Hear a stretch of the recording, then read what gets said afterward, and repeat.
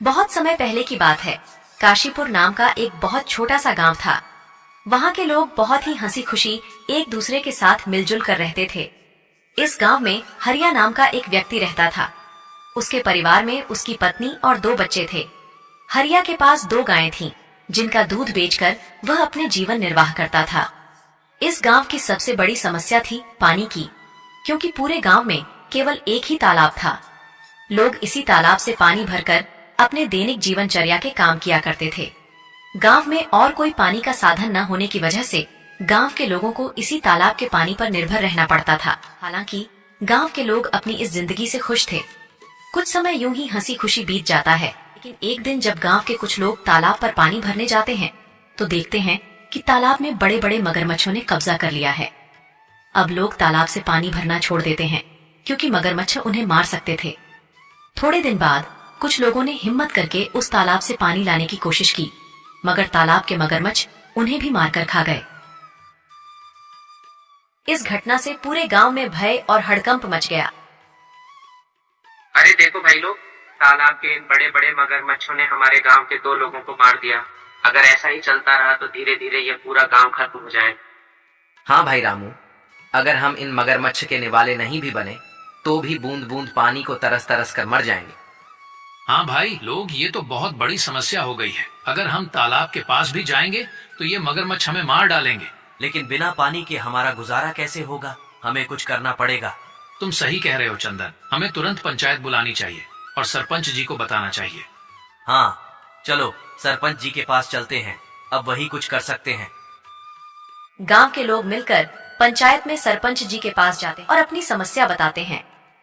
हाँ सरपंच जी, मगरमच्छ बहुत खतरनाक होते हैं। अगर हम तालाब के पास गए तो हमारी जान को खतरा हो सकता है। हाँ सरपंच जी, हरिया सही कह रहा है।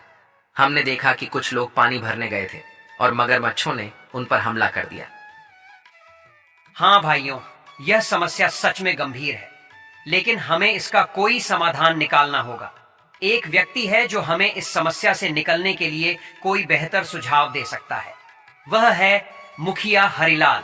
हमें इस बारे में हरिलाल से बात करनी चाहिए। वह गांव के सबसे अक्लमंद इंसान है। वह इस समस्या का कोई ना कोई हल निकाल ही लेंगे।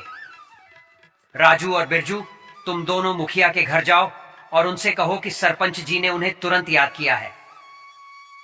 दोनों सेवक मुखिया के घर जाते हैं और मुखिया को ले आते हैं। सरपंच जी, कहिए आपने हमें कैसे याद किया? हरिलाल, हमारे गांव के तालाब पर मगरमच्छों ने कब्जा कर लिया है और लोगों को पानी के लिए बहुत समस्या हो रही है। अब तुम उनकी समस्या का कोई समाधान निकालो। मुझे तो कुछ समझ ही नहीं आ रहा, आखिर उन मगरमच्छों से कैसे छुटकारा पाया जाए। मुखिया गहरी सोच में पड़ जाता है और फिर उसको एक उपाय सोचता है और वह सरपंच जी से कहता है। सरपंच जी, मगरमच्छों से लड़ना आसान नहीं है। हमें एक दूसरा तालाब बनाना होगा।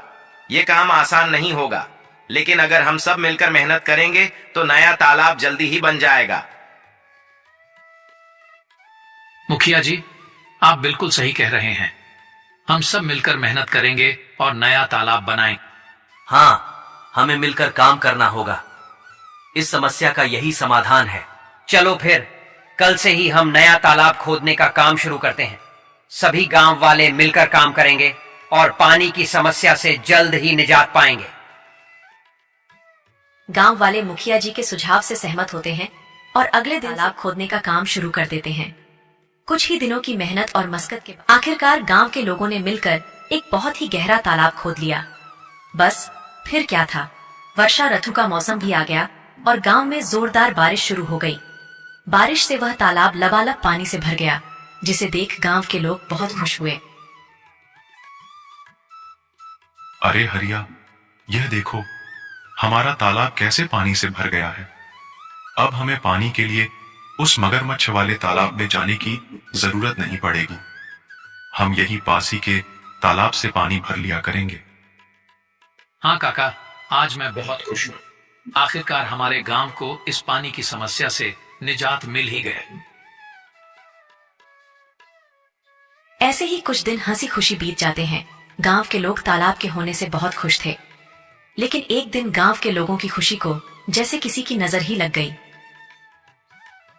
सुनिए जरा, ये तालाब से मटकी भरकर ले आना। घर में पानी खत्म हो गया है। और हाँ, थोड़ा जल्दी आना। वहाँ गांव वाले लोगों से बातें करने मत बैठ जाना जब तक मैं आपके लिए गाय का दूध निकाल देती हूँ। ठीक है राधा, लाओ 2 मटकी मुझे, मैं अभी पानी भर लाता हूँ। जब हरिया मटकी लेकर तालाब के पास पहुंचा तो उसने देखा वहाँ पर मुखिया हरिलाल खड़ा है और वह गांव वालों से पैसे ले रहा है। हरिया ने एक व्यक्ति को रोक कर पूछा, भैया क्या बात है, ये मुखिया जी किस चीज के पैसे ले रहे हैं? अरे भाई हरिया, क्या बताऊं अब तुम्हें। अब यह मुखिया जी हमसे इस पानी के पैसे ले रहे हैं। इनका कहना है कि जिसे भी इस तालाब से पानी भरना है उसको पैसे देने होंगे, और जो पैसे नहीं देगा उसे तालाब से पानी नहीं भरने दिया जाएगा। भगवान जाने अब इस गांव में क्या कहर आने वाला है। हरिया पानी भरने के लिए तालाब के पास खड़ा हो जाता है। जैसे ही वह तालाब से पानी भरने जाता है, मुखिया उसे रोकते हुए कहता है, हरिया, तुम क्या कर रहे हो? तुम्हें पता नहीं है कि यहाँ से पानी भरने के लिए पैसे देने होंगे? लेकिन यह तो गांव का तालाब है, यहाँ पानी भरने के लिए पैसे क्यों देने पड़ेंगे? यह नियम अब बदल गया है। यहाँ से पानी भरने के लिए हर किसी को पैसे देने होंगे। ये तो सरासर अन्याय है। ये तालाब सबके लिए है, हमने मिलकर इसे खुदा है। तुम पैसे कैसे मांग सकते हो? मुझे कानून मत सिखाओ, यह मेरा आदेश है, और जो इसे नहीं मानेगा उसे तालाब से पानी नहीं मिलेगा। ये बिल्कुल गलत है। मैं इस बात को जमींदार साहब के पास ले जाऊंगा। तुम्हें इसका जवाब देना होगा। जाओ जाओ, जमींदार साहब के पास जाओ। लेकिन तुमने इस बारे में जमींदार के सामने अपना मुंह भी खोला तो तुम्हें और तुम्हारे परिवार को इसके गंभीर परिणाम भुगतने पड़ सकते हैं। मेरी शिकायत करने से पहले एक बार अपने परिवार के बारे में भी सोच लेना। हरिलाल से पंगा लेना तुम्हारे परिवार पर भारी पड़ सकता है। ठीक है, मैं पैसे दे दूंगा, लेकिन याद रखना यह अन्याय ज्यादा दिनों तक नहीं चलेगा। हरिया मजबूरी में पैसे देकर पानी भरता है और वहाँ से चला जाता है। राधा, जो हम सब गांव वालों ने मिलकर तालाब खोदा था, मुखिया जी ने अब उस पानी भरने पर रोक लगा दी है। मुखिया ने कहा है कि अगर पानी चाहिए तो तुम्हें इस पानी की कीमत चुकानी होगी। ये मुखिया अपने आप को समझता क्या है? देख लेना, एक दिन इसके पापों का अंत जरूर होगा। हम गरीबों की इसे एक दिन हाय जरूर लगेगी। इतनी गर्मी में गरीबों से पानी के पैसे लेता है। देख लेना, एक दिन ये मुखिया बूंद बूंद पानी को तरसेगा। नहीं राधा, ऐसा मत कहो। कोई हमारे साथ बुरा करता है, इसका मतलब ये तो नहीं कि हम भी उसके साथ बुरा ही करें। ऊपर वाला सब देख रहा है, सबको सबकी कर्मों की सजा जरूर मिलती है। मुखिया को भी उसकी किए की सजा एक न एक दिन जरूर मिलेगी। एक दिन गांव में एक नया व्यक्ति आता है और तालाब के पास पानी पीने की कोशिश करता है। ये तालाब तो काफी बड़ा है, यहाँ से पानी पी लेता हूँ, प्यास बहुत लगी है। ऐ, तुम कौन हो? नमस्ते, मैं एक यात्री हूँ और बहुत प्यासा हूँ। बस थोड़ा पानी पीने के लिए रुका हूँ। यहाँ पानी पीने के लिए रुक गए? यहाँ पानी पीने के लिए पैसे देने होंगे। पैसे? लेकिन पानी पर तो सभी का हक है। ये तो सरकारी तालाब, पानी के लिए पैसे क्यों देने पड़ेंगे? ये सरकारी तालाब नहीं, ये हमारा तालाब है। यहाँ पानी पीना है तो पैसे देने होंगे, नहीं तो चलते बनो। मुझे कानून मत सिखाओ, ये मेरा इलाका है और यहाँ मेरे नियम चलते हैं। अगर तुम्हें पानी पीना है तो पैसे दो, वरना चलते बनो। वह व्यक्ति बिना पानी पिए वहाँ से चला जाता है और सीधे साहब के घर पहुँचता है। जमींदार साहब के घर के बाहर मुखिया के 2 आदमी खड़े थे। वह व्यक्ति से पूछते हैं, कौन हो तुम? तुम तो इस गांव के नहीं लगते। तुम यहाँ किस काम से आए हो? मैं जमींदार साहब से मिलने आया हूँ, उन्होंने ही मुझे बुलाया है। मेरा नाम मोहन है, मैं इस गांव का नया कलेक्टर हूँ। यह सुनकर वह दोनों आदमी उस व्यक्ति को अंदर जाने देते हैं। नमस्ते जमींदार जी, मैं इस जिले का नया कलेक्टर हूँ। मेरा नाम मोहन है।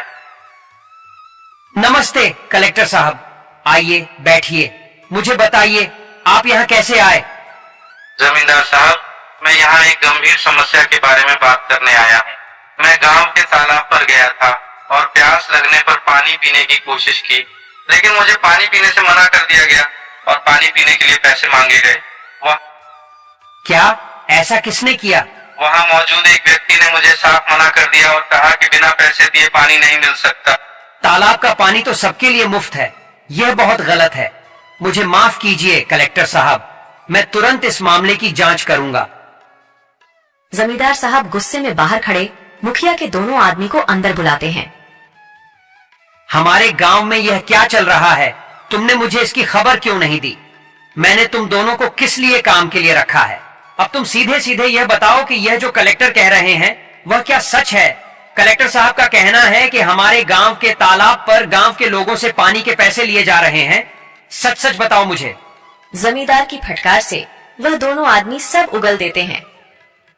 जी जमींदार साहब, वह मुखिया हरिलाल हैं जो गांव वालों से पानी भरने के पैसे ले रहे हैं। हमने उन्हें बहुत समझाने की कोशिश करी लेकिन वह नहीं माने। उस मुखिया हरिलाल की इतनी हिम्मत, उसने मेरे पीठ पीछे गांव वालों के साथ ऐसा व्यवहार किया। जाओ मुखिया को अभी बुलाकर लाओ, और हां, साथ में सारे गांव वालों को भी एकत्रित करके यहां लाओ। थोड़ी देर में मुखिया के साथ ही सारे गांव वाले भी जमींदार साहब के घर पहुंच जाते हैं। गांव वालों, आज मैंने आपको एक जरूरी मुद्दे पर चर्चा करने के लिए बुलाया है। हमें पता चला है कि तालाब के पानी के लिए आपसे पैसे वसूले जा रहे हैं। क्या यह सच है? सरपंच जी, ये सच है। हमें हर बार पानी भरने के लिए पैसे देने पड़ते हैं। हमारे साथ बहुत गलत हो रहा है सरपंच जी। हम पहले से ही मुश्किल में हैं और यह नया नियम हमारे लिए बहुत भारी पड़ रहा है। मुखिया, तुम्हें क्या कहना है? क्या यह सच है कि तुमने पानी के लिए पैसे वसूले हैं? तभी मुखिया का ध्यान उस व्यक्ति के पास जाता है जिसे मुखिया ने पानी पीने से मना कर दिया था। अरे ये व्यक्ति यहाँ क्या कर रहा है? अच्छा, तो इसीलिए लगाई है। मेरी शिकायत देख लूंगा इसको तो मैं। बोलो हरिलाल, ये सब क्या चल रहा है? सच का तो मुझे पता चल ही गया है, लेकिन एक बार यह मैं तुम्हारे मुंह से सुनना चाहता हूं। जमींदार साहब, मैंने ये सोचा था कि इससे गांव के विकास के लिए पैसे जमा होंगे, लेकिन अगर ये गलत है तो मुझे माफ कर दीजिए। माफी का समय अब नहीं है। तुमने गांव वालों और हमारे कलेक्टर साहब के साथ गलत किया है। मुखिया, मैं तुम्हें इस पद से तुरंत हटा रहा हूं। तुमने अपने पद का दुरुपयोग किया है। अब गांव वालों को तुमसे कोई परेशानी नहीं होगी। मुझे माफ कर दीजिए जमींदार साहब। माफी मांगने से कुछ नहीं होगा। अब से तुम इस पद पर नहीं रहोगे और गांव के किसी भी फैसले में तुम्हारा कोई अधिकार नहीं होगा। जमींदार साहब, हमें तो लगता था कि यह तालाब सभी के लिए है, लेकिन मुखिया जी ने इसे अपनी संपत्ति ही बना लिया है। गांव वालों, मुझे खेद है कि आपको ऐसी कठिनाइयों का सामना करना पड़ा। मैं आपको आश्वासन देता हूं कि आगे से ऐसा कोई अन्याय नहीं होगा। तालाब का पानी अब सभी के लिए मुफ्त होगा। धन्यवाद जमींदार साहब, आपने हमें न्याय दिलाया। गांव वाले यह जानकर खुशी खुशी अपने काम में वापस लौट जाते हैं कि अब उन्हें तालाब के पानी के लिए कोई भुगतान नहीं करना पड़ेगा और उनके साथ कोई अन्याय नहीं होगा।